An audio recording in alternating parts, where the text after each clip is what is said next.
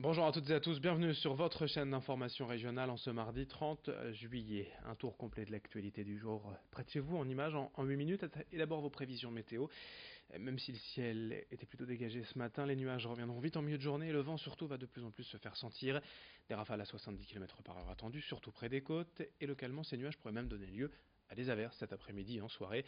Heureusement, les températures se maintiennent à des niveaux tout à fait corrects et agréables. Aujourd'hui, 25 degrés à Lille cet après-midi, 23 à Saint-Omer et Dunkerque, 22 au Touquet, 21 à Boulogne. Les prévisions météo complètes après ce journal. À l'une de l'actualité régionale, d'abord la suite, mais pas encore la fin de l'histoire pour le contournement de la départementale 642 entre Saint-Omer et Hasbrouck. 6 mois après la mort d'une enfant fauchée par un camion à Renescure, les habitants veulent plus que jamais limiter le passage des véhicules et surtout des poids lourds dans le secteur, mais les élus municipaux, départementaux, qu'ils soient du Nord ou du Pas-de-Calais, ne sont pas tous d'accord. Explication en plateau avec Lucille Constant. 1970, c'est l'année du premier projet de contournement des villes de Renescure et Blinguem et Wallon-Capelle. Mais depuis, toujours rien. Ces villes sont extrêmement fréquentées, il y a jusque 16 000 véhicules par jour, 2 000 poids lourds.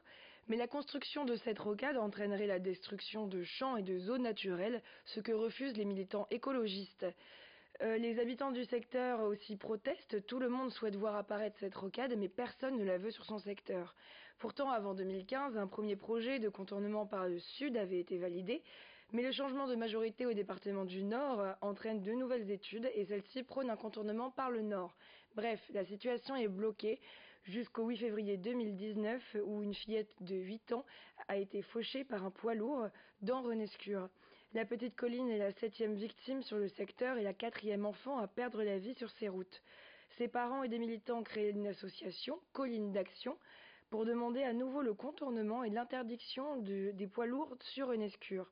Alors 6 mois après le décès de l'enfant, pour calmer les esprits, le maire de Renescure prend un arrêté municipal.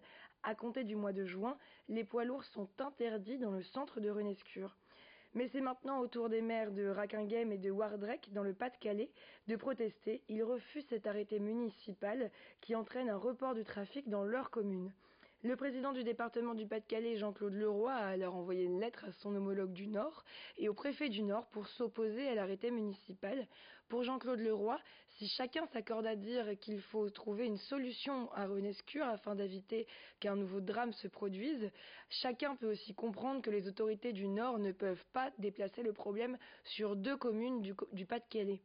Alors c'est une longue histoire qui n'est pas prête d'être terminée. Les premiers travaux de contournement devraient voir le jour en 2025. Merci Lucille pour ces explications. Autre sujet, 6 mois après le passage de Transpol à Ilévia, un changement de nom accompagné de nombreuses modifications sur le réseau des transports en commun, notamment des bus de la métropole lilloise. Certains ne décolèrent toujours pas et luttent contre ces nouvelles lignes, dessertes et arrêts mis en place, notamment à Marc-en-Barœul, où un terminus et arrêt de régulation de la ligne 12 a été installé en février devant la piscine municipale. Un choix incompréhensible pour le maire, car cet arrêt engendre selon lui de sérieux problèmes de sécurité. Bernard Gérard demande à ce que le terminus soit établi au niveau du centre de sport d'Omios, à l'extérieur de la ville, mais la MEL refuse. En réponse, le maire a donc pris un arrêté municipal interdisant tout simplement la circulation des bus dans cette rue devant la piscine, ce qui ouvre un nouveau conflit avec l'agglomération. Explication avec Bernard Gérard au micro de Lucille Constant. Il y avait un arrêt de régulation qui avait été mis à un endroit qui ne gênait personne, qui avait d'ailleurs été choisi avant l'appel d'offres par la MEL associée au délégataire de service public. C'était un arrêt qui était situé à Domios. Il était parfait.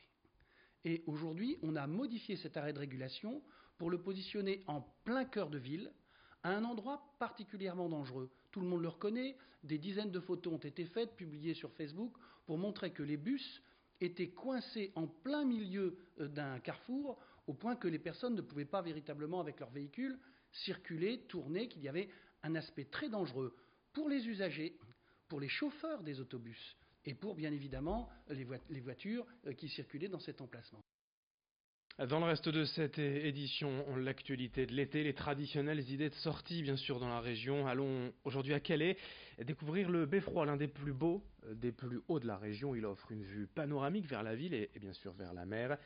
Dans ce beffroi, symbole de la ville, il y a notamment au sommet une multitude de clochetons et la partie supérieure est agencée de 4 cadrans d'horloge jaune, tous orientés vers un point cardinal. Construit à partir de 1910, les travaux ont d'abord été interrompus à cause de la Première Guerre mondiale et se sont terminés en 1923 pour arriver au sommet de ce beffroi. Un petit effort le long des 175 marches ou un ascenseur plus confortable. Classé au patrimoine mondial de l'UNESCO, c'est évidemment le symbole de Calais présenté au micro de Morgane Rélan avec Louis Caillé. Ils sont impressionnés, ils sont étonnés, parce que c'est quand même un beffroi qui fait quand même 75 mètres de hauteur, donc ça n'est pas donné à tout le monde, ils ne sont pas tous identiques. Il est vraiment très majestueux. On m'a déjà demandé s'il y avait des princesses qui vivaient dans le château. Bon, ça c'est pour les petites filles, généralement. Ensuite, on m'a posé des questions par rapport aux tuiles, par rapport à l'armature. Donc c'est vraiment, parfois c'est pointu, et d'autres fois c'est juste en fait une impression vraiment de grandiose, de panorama, une vue d'ensemble exceptionnelle. On termine ce journal au cœur de l'île, au frais à 2 pas de la citadelle. Le Cita-Park a ouvert ses portes il y a déjà un an, précisément le 15 août 2018, en lieu et place de l'historique parc des Poussins.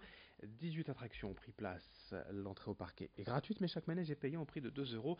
Notez que d'ici quelques jours, pour l'été, un pass 15 euros sera vendu et permettra un accès illimité au manège. Ici, les plus belles journées, près de 10 000 personnes viennent profiter du parc. Après un an d'exploitation, le gérant Thierry Ferry se dit donc pleinement satisfait et nous rappelle l'ambition du Cita-Park avec Lucille Constant. On a accueilli des milliers de spectateurs. Dimanche dernier, il y avait 12 000 personnes. Le dimanche d'avant, on a fait près de 18 000 entrées. C'est-à-dire que ça marche fort, les gens sont ravis d'y venir. Et il y a une ambiance familiale et qui est très importante puisque c'est réellement l'ambiance à laquelle je tiens. Alors le nombre de fréquentations, c'est très compliqué de dire, mais on a vendu, en tous les cas on a commercialisé un peu plus de 2 millions de tickets de manège, ce qui est considérable, c'est un très beau début.